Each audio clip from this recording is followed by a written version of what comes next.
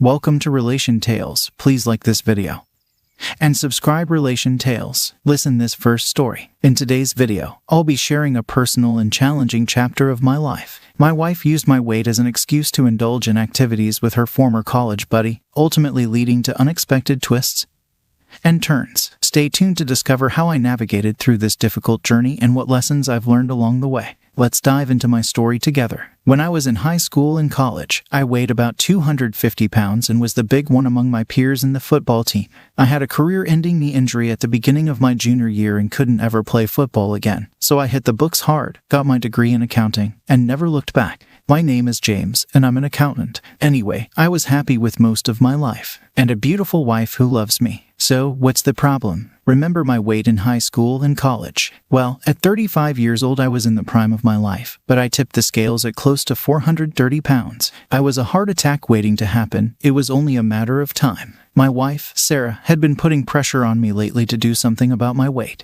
Mostly, I just half-heartedly tried whatever she suggested. None of the fitness plans or diets worked, and I tried them all. I cut out nearly all of my carbs and simply replaced the calories with more meat. But I still gained weight. It got to the point where I was eating like a cow a day. I was better off eating the carbs, not to mention the fact that eating all of that red meat caused my blood pressure to spike. Then one night, it all changed. She literally couldn't breathe with me on her, and it just went downhill from there. We started arguing about my weight as usual, and she finally told me that until I lost at least 50 pounds, we wouldn't be having intimacy anymore. I left the room and slept in the guest room that night and left for work early the next morning. I hoped that when I got home, it would be just another argument that blew over, but it wasn't. The camp lasted for a month. She told me that it was probably the best thing for me and she was tired of being married to the fattest guy in the neighborhood and it was embarrassing for her. I looked at the brochure she'd printed from the internet and called them. I processed a payment right then and arranged to leave as soon as possible. She asked if I was actually going, but I didn't say anything to her. I just headed to the bedroom to start packing my clothes and a few things. It'll be great for you to lose some weight. You'll be healthier and you'll feel better. The month will pass like no time. I'll call you every day, she said.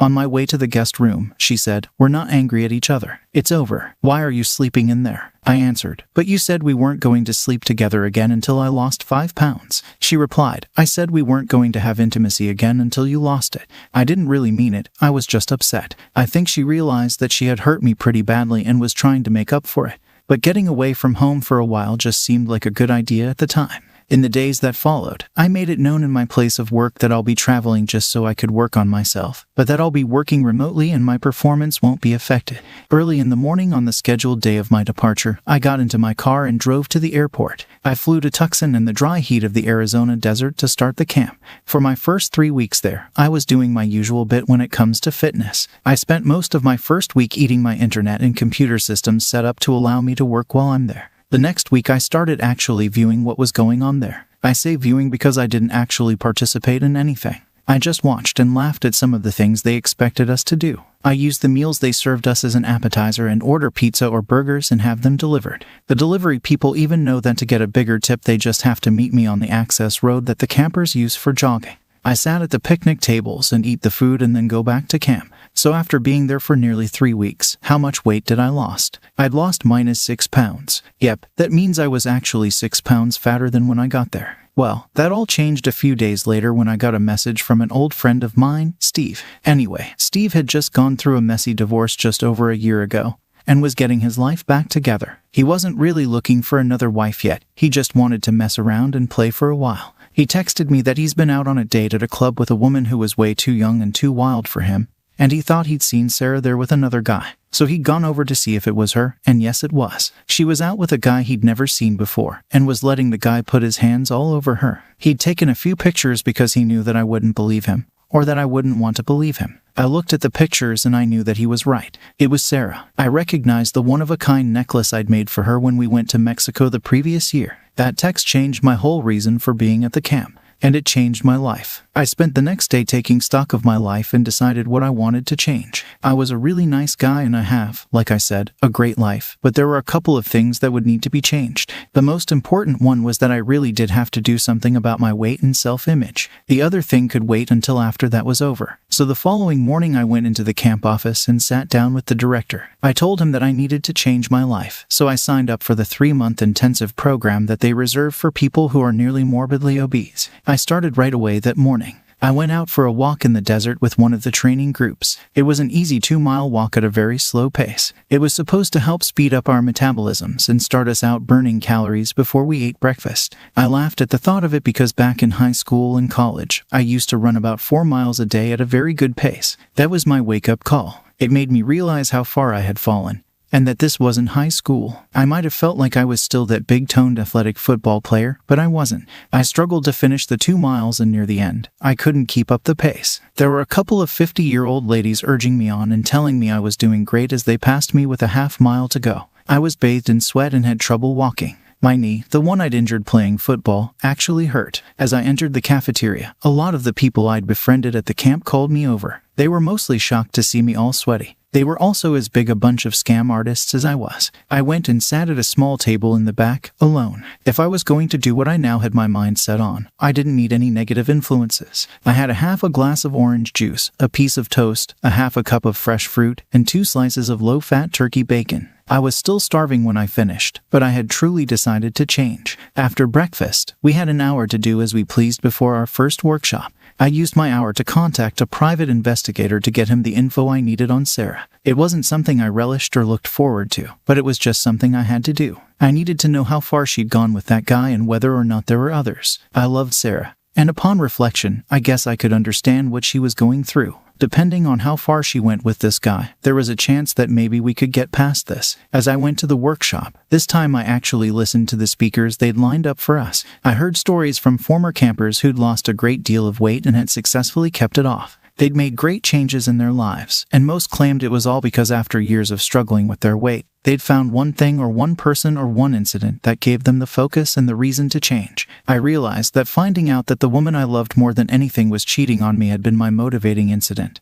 But that I wasn't changing for her, I was changing for myself. I'd always had women through high school and college, and since then I had Sarah, so I really didn't need to look at myself. But the thought of losing her made me realize that I needed to change some things about myself. Almost as soon as I got out of the workshop, my phone rang. It was Sarah making her daily call. I hadn't spoken to her for the previous 2 days since I had spoken to Steve because I had been too hurt to even speak to her. "Hi, honey, where have you been that you haven't answered the phone? I've missed you so much," she said. I told her I had been trying to both work from this place and work from the office, and lose some weight at the same time, so it's been tough. "Well, don't worry, you'll be home in 2 days and it'll be over," she said. I responded, "No, Sarah, I haven't lost 50 pounds, so I'm not coming home yet." She answered, "James, that was just an arbitrary number I threw out there when I was pissed. I miss you. I want you to come home. I don't care if you only lost 2 pounds, I've got what I wanted, and you are seriously trying. If you really want to lose weight now that you're serious about it, you can lose weight at home just as easily."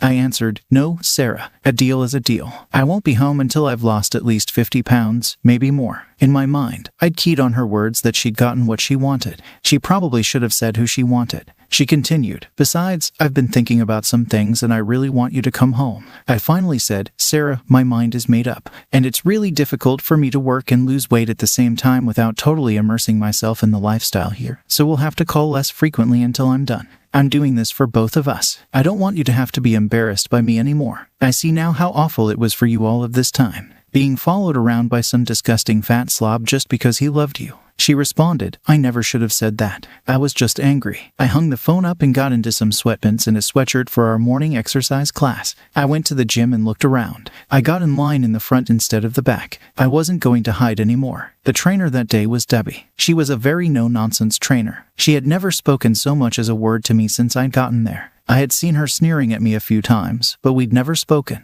Even as I lined up in the front row, she was looking at me as if she wanted just the force of her glance to push me to the back so she didn't have to look at me. We started out with stretches and reaching exercises. Not only could I not touch my toes, I had trouble touching my knees, but I tried really hard. We hadn't actually done any real exercises yet, and I was already sweating. Then the embarrassment began. We started with light leg lifts, lifting our knees to supposedly waist height. When we got done with those, I was bathed in sweat, and Debbie was looking at me with laughter in her eyes and an evil smirk on her face. We did arm lifts, and she kept us doing them until I couldn't hold my arms up anymore. But I kept trying. We got down on the mat for still more embarrassment. In my prime, I could bench press over 200 pounds, but that day I failed to do even one push-up. I was able to do one sit-up, but I collapsed after it. Debbie's smug look followed me as I left. I went and showered before lunch. After lunch, we had another hour off. I went to the clinic and got my knee looked at. I had a very slight strain and they wrapped it up for me. The exertion of the morning's walk was a bit of a pain. Had just pushed the muscles surrounding the joint further than they'd experienced in a long time. The doctor told me to ice it for a couple of days and I'd be fine. I could even still walk on it the following day, but he didn't advise me trying to overdo it, and that was my pattern for the next week. I ate only the meals we were served and refused the desserts. I also skipped most of the snacks unless I was absolutely starving. The first 5 days were absolute hell. I know that I was the butt of several jokes and a lot of laughter, but after the first 3 weeks I'd spent there, I deserved it. But I was proud of myself. At the end of my first week of really working at it, I'd lost 8 pounds. I got my first report from the pie at the end of that first week as well. He had pictures for me. Some were from a restaurant that Sarah had gone to with the guy, and even a recorded conversation with him. Of course, there were also pictures of her going into a motel room with him, and from the length of time they stayed in the motel, it was very obvious what they were doing. The funniest thing is that her having sex with him didn't hurt me nearly as much as hearing some of the things she said about me behind my back did. The guy had asked her what made her finally decide to give him a chance after he'd been after her for months. I hadn't heard anything about that from her, so she'd been keeping secrets from me for a long time. She'd apparently known this guy from her college days, but they hadn't actually gotten together until recently. She told him that she was just tired and embarrassed by me, and that I was too out of shape to even satisfy her anymore, so she'd sent me off to camp so she could try out a real man. Then she asked him how he hid what they were doing from his wife. He told her that, like her, he wore the pants in his family and his wife did what he told her and didn't question him. I was so hurt by this revelation that I decided that there was nothing left of our marriage to salvage. So my mind was made up. In my second week of real training, I picked up the pace of the morning walks. In the afternoons, I started swimming laps or pool walking. I also started doing some of the skill-building activities like archery and fencing. I needed to pick up a few hobby-type activities that would allow me to keep busy when I left the camp. I also hired myself a good divorce lawyer. I explained what was going on and how I discovered it, and arranged for him to get reports from the pie as well so he'd be up on any and all developments. I asked him to get the papers ready to be served even though I still didn't have an end date in sight yet. By the end of my first month of real training, I was a new man, or I was closer to being the man I'd been. I'd lost almost 40 pounds, and I felt better than I'd felt in years. My routine was different as well. I usually got up earlier and jogged 3 miles instead of the morning walk. I always did Debbie's exercise class, but now it seemed like she no longer looked down on me and had actually begun to smile and greet me in the mornings. The biggest shock came one morning when I completed my 10th push-up out of a set of 15 that we tried for and found a sudden weight on my back. I pushed as hard as I could and got another push-up in. I looked up to see Debbie pushing down on my back to add resistance. I was able to handle most of my work responsibilities from the camp as well. I had also made a list of friends and associates, and during my daily meditation sessions, instead of meditating on motivating myself to lose weight, I examined my relationship with most of the people I knew. I realized that for a long time, a lot of them hadn't been actually laughing with me about my weight. They'd been laughing at me. My weight had actually hit a plateau. The weight was still coming off, but at a much slower pace. I had lost just over 60 pounds, but I was no longer able to maintain the roughly 1 to 1.5 pounds per day that I had previously averaged. I remembered back in school, my coach would have us do to a day if we came into preseason workouts out of shape, so I added a second longer run to my daily schedule. This run was more challenging, would never again let me run as I had in college. I enjoyed it, and I started to run a little further each day. Sometimes, when I got back, if I still had the energy for it, I'd go to the gym and lift weights. There again, I was taking it easy and counting on my memory of what I'd done when I was younger to get me through it. When I first started, it was embarrassing. After years of telling people about my 200+ pounds bench presses, I struggled to bench 100 pounds. Another thing that was a shock to me was that as I made progress, it wasn't consistent. I got my bench up to 100 pounds and then couldn't lift it again for over a week. My legs were also very weak. The knee injury simply wouldn't let me do squats or a lot of the other heavy leg exercises. The same thing happened with a lot of the exercises for my back. Anything I had to do in a standing position was limited by the weakness of my knee joint, but I got better slowly. The pain in my heart just didn't seem to be going away though. One night I was trying to put up 170 pounds and the first rep went up pretty easily. I struggled with the second rep, Common sense should have told me not to try a third, but in my emotional state common sense was not my strong point, and I just couldn't push it up. I pushed with all of my might and was trying to think of a way to wriggle out from under the bar when I felt someone grab it and start pulling it back up. Together we managed to get the bar back on its stance. "Well, that was intelligent, James," said Debbie.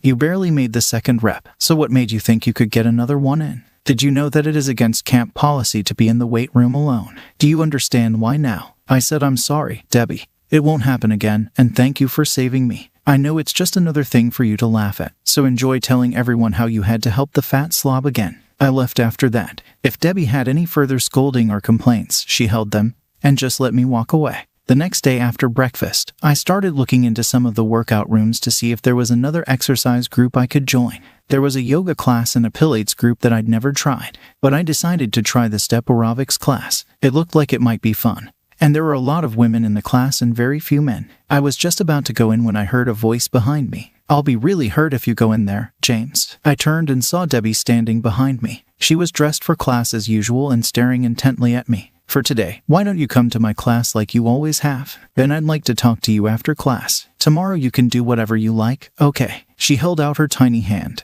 and I nodded my head and took it. We went back to her workout room and did her class. "Take a shower and meet me back here, please," she told me. A half hour later I was standing in front of the workout room waiting for Debbie to return. I didn't know what was going on with her. She probably wanted to give me another chewing out about the dangers of working out alone and how it violated the camp's safety rules and could lead to a person being expelled from the camp. She was probably going to tell me that it was her duty to report me to the camp director. Whatever it was, there was no way it could make me feel any worse than the news I'd already gotten that morning. I'd heard from my pie that Sarah had brought that guy she'd been seeing back to my home the previous night and he'd spent the night. I was still mulling over how I was going to handle Sarah when Debbie showed up and said and wiped her from my mind totally. Debbie, despite her drill sergeant manner, is very petite. She's probably about 5'12", and has Inkai black hair and gray eyes. My favorite thing to see is when she turns and looks at her clasped over one shoulder and that hair obscures one side of her face so that only one of those eyes looks at you. It's as if that eye is looking into your soul to find out if you can make just one more rep than you thought you could.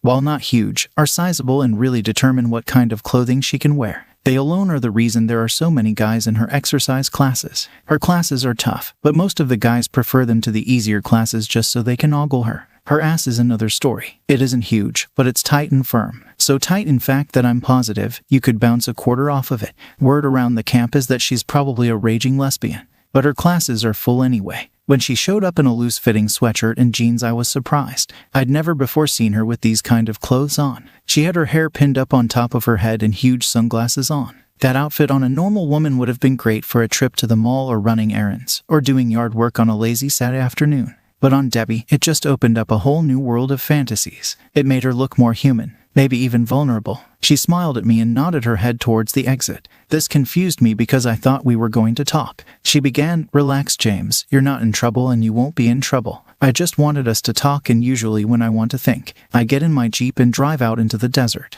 It clears my head and just makes everything better. By the time I get back, I've either solved my problem or it just doesn't seem as bad as it was before I left. Maybe it's just stress relief. Maybe it just lets me put things into their proper perspective, but it seems to work somehow. And James, whether you know it or not, you've become a problem for me." My heart sank at the words. This was just great. I'd become a problem for her. Shit, I had enough problems of my own without worrying about some other woman hating me. She led me out the back to the staff parking lot in a black Jeep Wrangler. I got in and had to hold on, since she immediately took off as soon as the door closed. We drove down the highway for a few moments, and then she just careened around a corner onto an unpaved road that I would have missed since it was unmarked. We sped through a few trees and hedges that became sparser the further we drove until suddenly there was no vegetation and we were in the desert.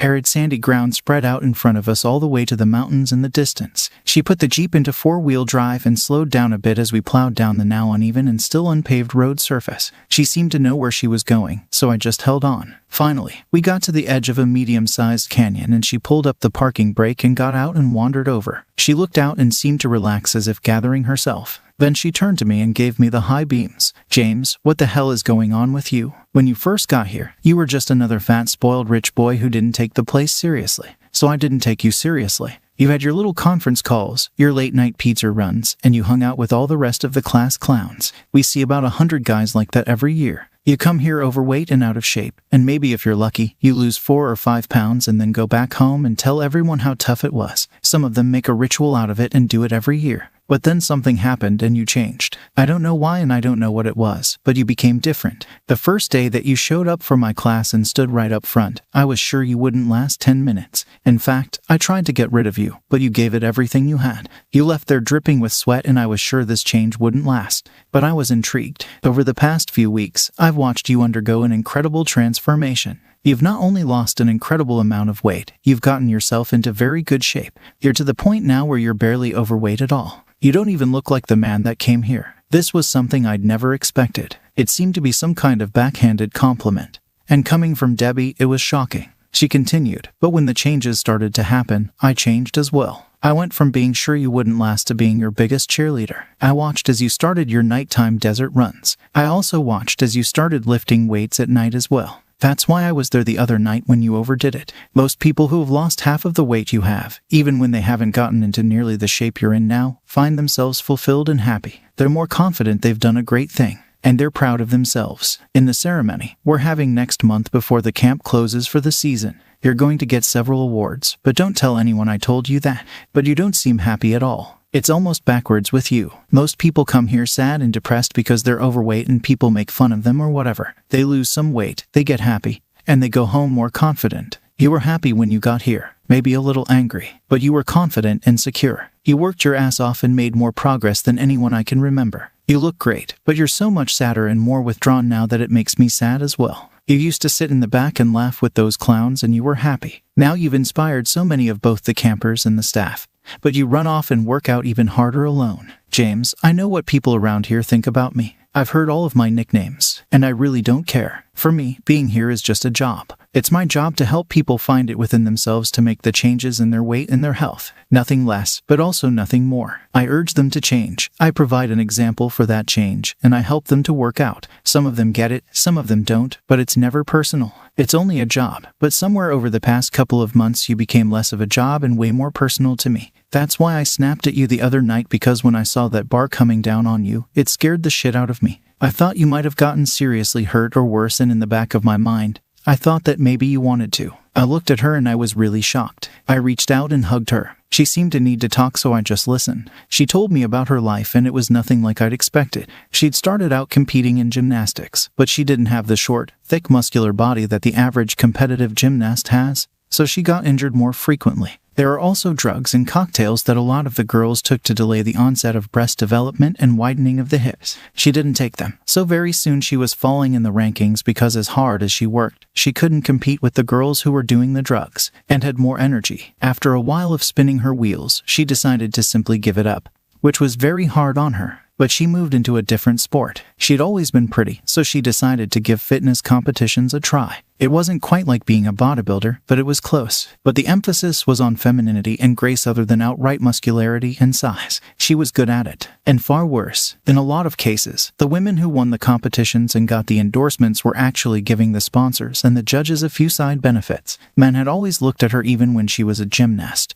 But here it was almost as if it was expected. After she was nearly assaulted and saved only because she was screaming so loudly that the security team came in, she gave up fitness as well. She went back to school, got her degrees in exercise physiology and kinesiology, and started a career as a personal trainer. She's been working at the camp for the past 6 years. After all of that, I felt closer to her than I'd been to anyone in a long time. So, I told her about why I'd come to the camp. I told her about my wife Sarah. I told her that Sarah had just been embarrassed by me and wanted to send me away so she could cheat on me behind my back with someone in better shape. Well, she won't be embarrassed by you anymore, she said. The next time she sees you, she'll be all over you. I said, nope, the next time she sees me will probably be in a divorce court. I kept trying to see things from her point of view. I had to admit that I'd let myself go and she had been totally right to want me to be in better shape. But the way she went about it and the things that she said about me really hurt me. And they made me question whether or not she even cared about me. But the cheating is just the last straw. That was the deal breaker for me. The other things maybe I could have forgiven after a while, but I'll never be able to trust her again. That night changed a lot of things.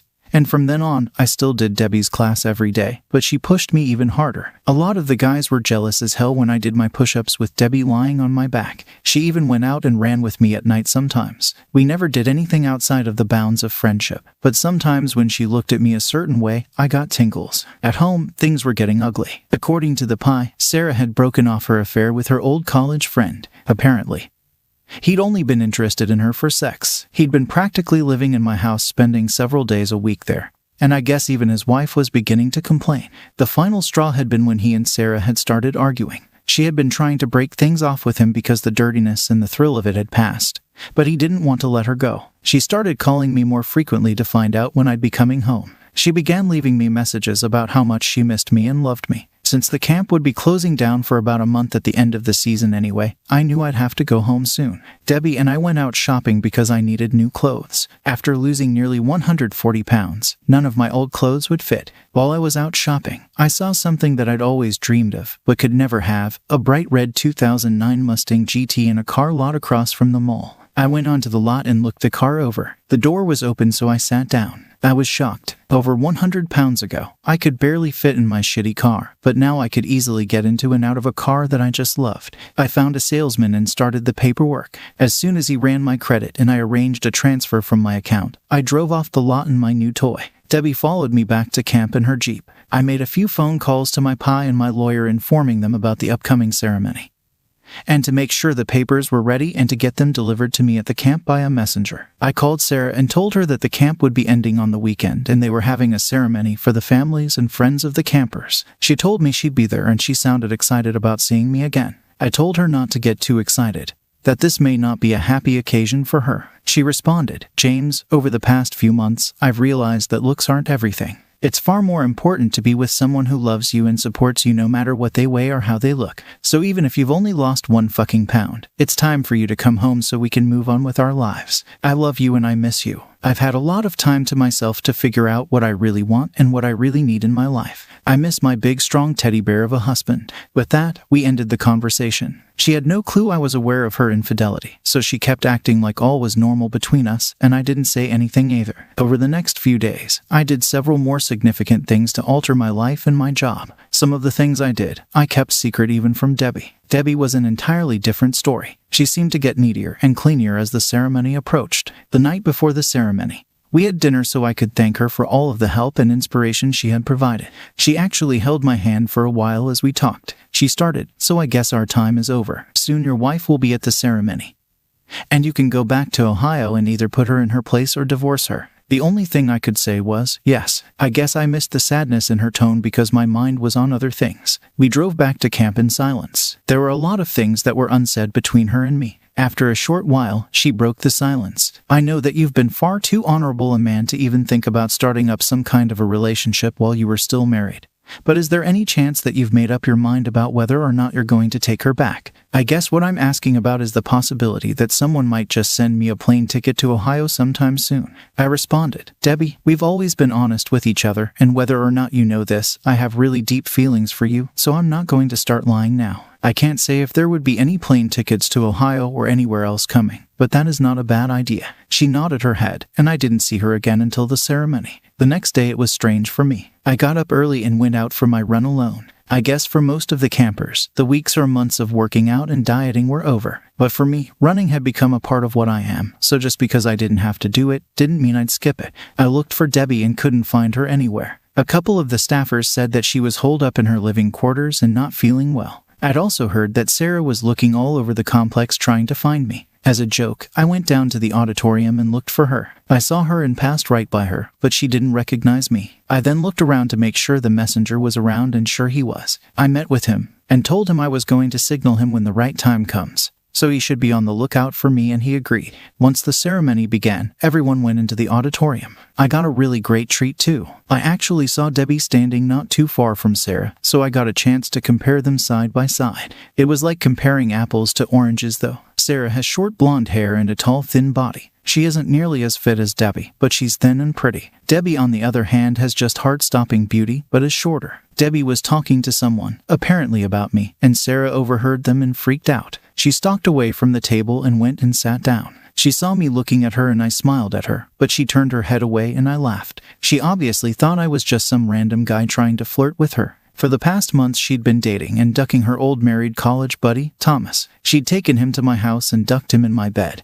But now she was too pure to have a stranger smile at her. Well, life. As the ceremony continued, every time Sarah heard my name, she turned trying to catch a glimpse of me. Finally, I was called to go up onto the stage to get my awards. I got one award for most pounds lost in a 1-month period. I got another for largest overall weight loss. And the last one I received was for most inspirational camper because I'd come in totally out of shape and had not only lost a lot of weight, but had improved my fitness and my lifestyle and provided an inspiring and motivating example for everyone around me. As I spoke and looked out over the audience, I noticed that Sarah was sitting on the edge of her seat. She was clearly agog at my appearance. She really couldn't believe it was her fat. I gave some inspirational talks about my journey and the source of my inspiration. I also acknowledged Debbie and asked her out on the stage so everyone could see her and so I could officially thank her. Everyone in the audience and on the stage reacted and cheered as she got up and came onto the stage to join me. If looks could kill, the glance that Sarah gave her as she walked past her would have been fatal. Debbie shook my hand as I hugged her for several pictures, and then the director had a few final words, and everyone adjourned for the dinner that followed the ceremony. A few minutes after nearly everyone had left the room, Sarah came storming towards me and Debbie. She started, "No wonder you wanted to stay up here for so freaking long. You just wanted to betray me with this woman while I waited at home for you." I said, "Sarah, at this point, Debbie and I are only friends. We have nothing going on. So before you start making a fool out of yourself, you should probably be quiet." "I'm sorry, baby," she said. "It's just that you look so good. You're so slim and so different." I was jealous. I've been alone in that house for so long and I've been so lonely waiting for you. "I can't wait to get home and try out the new you," I asked. "So you've been alone and lonely?" In response, she nodded her head vigorously. I then asked, showing her a photo of her in a restaurant with Thomas on my phone, "So who is this you're out with?" She responded, "Oh, he's just an old friend from college who I ran into. He's nothing." I snapped, "He's something, and he's the reason we're getting a divorce, Sarah. I know all about him. I know that you actually started up with him before I left. I know that being with him is the reason you really wanted me to come to the camp anyway. I know that you were just too embarrassed to be seen with a fat husband who loved you with all of his heart and soul, but also because you wanted to be with someone with a better body who could satisfy you. Yep, I've even got you on record saying it, so don't bother trying to lie your way out of this. I also know and have pictures of you taking him into my house. That really was our home, Sarah. And you had intimacy with him in my bed, so there's really nothing else to say here." As I turned to leave, I gestured to my lawyer's messenger who immediately stepped up and handed her the divorce papers. She began to plead, "But James, we can talk about this. It's over. It was just a fling, just a mistake. I ended it myself because I really did miss you. I came to my senses and realized that I do love you and you love me and we have more in common than anyone else I know. The only thing I didn't like about you was all of that fat. But it's gone now." I responded, "Well, Sarah, I guess we both came to our senses. I realized after I found out about your fling that I really didn't want to be married to someone who was embarrassed by me. The thrill of being married to you was gone when I heard all of the things you said about me. You're right about one thing though, we do have a lot in common. You were embarrassed to be seen with a fat guy, so you sent me away. I'm embarrassed to be seen with a cheater, so get to stepping." She responded, "Just come home. We'll talk, we'll go through counseling. We have too much history to just throw away." I answered, "It's already settled. We live in a no-fault state, so the judge will insist on a 50-50 split of the assets. We have no kids, so we have nothing to dispute. Our home represents 70% of our net worth, and I'm leaving it to you. That means you've gotten a better settlement than the courts would give you, and we'll both come out ahead. At least you're better off than I am as I'm currently homeless." She started crying, "But where will you live? Why don't you stay with me and let me make this up to you?" I replied, "You haven't cared about me since you first started your little affair, so I don't know why you care now, but I refuse to stay inside that house again with you. That's why I gave it to you.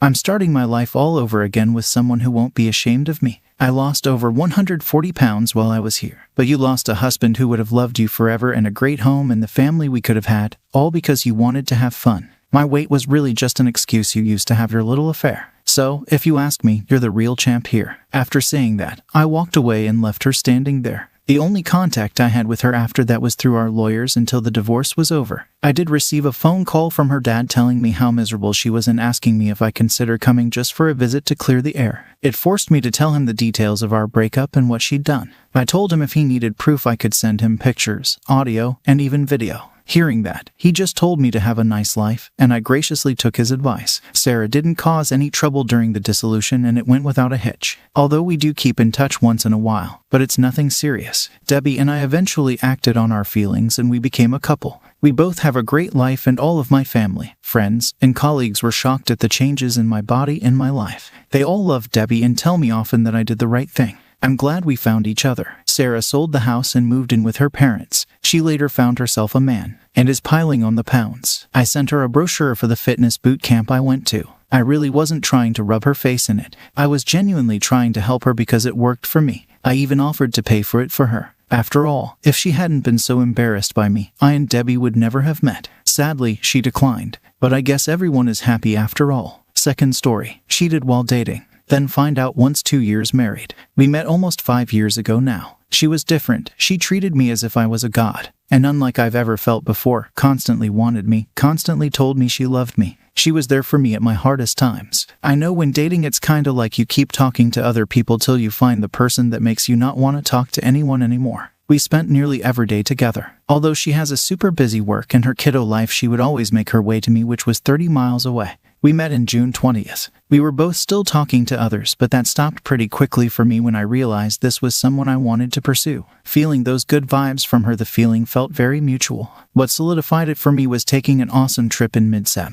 She brought the kiddos to my family Halloween parties, etc. Literally the most perfect relationship I've ever had. It's these first 6-12 months I said to myself, she is literally perfect, and come December 21st I proposed and we were married in 22. Fast forward to now. And I discovered that, after that trip we took at the start in mid-Sept, she came back, went to the city with her sis and fucked some guy, telling me goodnight baby, I love you right before she did. In early October she was supposed to come over, but text I'm so tired, can I come tomorrow? I said sure babe, I love you. She replied love you more. Then went out with the guy she slept with till 3 a.m. Then in October, the day of party, she was trying to meet up with a FedEx driver that slipped her his number at work. Then I find she was on seeking arrangements during this time as well. Then in November some guy gave her his number at work again and they were talking. I feel absolutely crushed by this. I'm trying to justify it in my head. Like although gorgeous, she is a single mom with 3 kids and the level of uncertainty that would come with that when it comes to real relationships has to be immense. But she knew what she was doing, even saying she was nervous, and her sister replying, remember, no one know you. Or well, we weren't married. Or she really attractive, of course dudes are gonna hit on her. I'm very attractive as well, but shut anything down once I got the feeling. But that's just it, I feel played. That godlike feeling, that no one has ever made me feel this way, just all feels fake now. Like she for the streets. And no way I could ever trust her going out with her sis ever again. I feel like someone who can do that doesn't even know the meaning of the words I love you, and I feel like maybe it has never stopped or is bound to happen again. I really don't know what to do. I can say I would have cut my losses instantly had I known this stuff then. It's not fair now. Too many wheels spinning. Am I being stupid? It's going on 5 years later almost. Do I let this live in the past? I don't know. We have open phone policy being married and I discovered all this on there. Not sure if I should confront or just forget about it. Am worried it will just change everything if I confront. Third story. Boyfriend sexting while I'm 9 months pregnant. Okay, 2 days after New Year's, I got a message from an unknown number. They told me that my boyfriend of 4 years, whom I have a 8-month-old baby with, has been cheating on me. First I didn't believe it, but when I confronted him, I understood he had done something. Turns out he has been sending snaps to girls he knew prior our relationship, aching for nudes, and described what he wanted to do to them. I'm 30 years old. All the girls are in the beginning of their 20s. They are all beautiful, skinny. I just had a baby, and my body has changed a lot, and am highly insecure about it. I got a print screen of my boyfriend sending dirty snaps, White Eye, Washington, 9 months pregnant. During Christmas, one of the girls was out partying, and she sent him a snap that she wanted him. He got a condom, got in the car, and started driving. After like 10 minutes, he changes his mind and drives back home. Then he spent several days to beg for a new chance to fouquet her. I quit my job, sold my apartment, moved to another end of the country for this dude. Now all my savings is in this house. We have a 8-month-old baby. I have no friends here, and I feel stuck. I feel like I have to fix our relationship. A relationship he didn't give a fuck about. I don't know what to do. He has shown everyone that he doesn't give a damn shit about me or our relationship. Thanks for joining us on this chapter of Relation Tales. If you were moved by these stories, hit that subscribe button and ring the notification bell. Don't miss out on the upcoming emotional roller coaster of relationships. Your support means the world, and we can't wait to share more compelling tales with you. Until next time, remember, Every relationship has a story worth telling. See you soon.